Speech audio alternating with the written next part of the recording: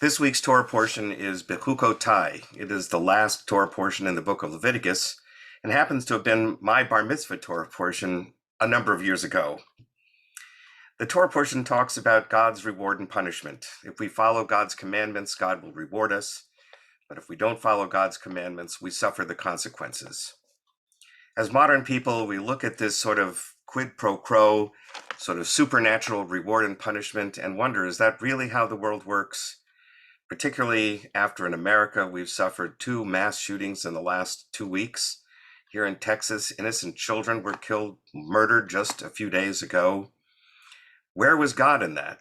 Why didn't God stop it? Why didn't God support those people? Such a horrible, horrible tragedy, not only for the victims, of course, losing their lives, but their families, their friends, who will forever be stricken with grief. Where was God in all of that? As modern Jews, sometimes we look at this Torah portion in a slightly different light. The Torah commands us to create a just society in so many different ways, to prevent murders, to support people, to offer love and kindness to people, to provide a just society with justice for people who commit wrongs. And in my view, it's God's mission to us to create the rewards and punishments in this world and to help create the society that will be rewarded.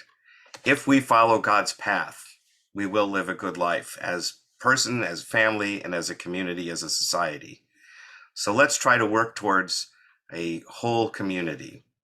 There is, fortunately, right now, it seems, in Congress, a bipartisan support to passing some kind of legislation.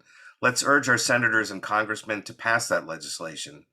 And if that's not sufficient, and no legislation will ever be sufficient, we should also work to try and support each other. If you see somebody who is in anguish and suffering emotionally and spiritually, mentally, try and reach out to that person. Try and find some help for that person before they fall into that dark hole where they want to end everything and go out literally with a bang.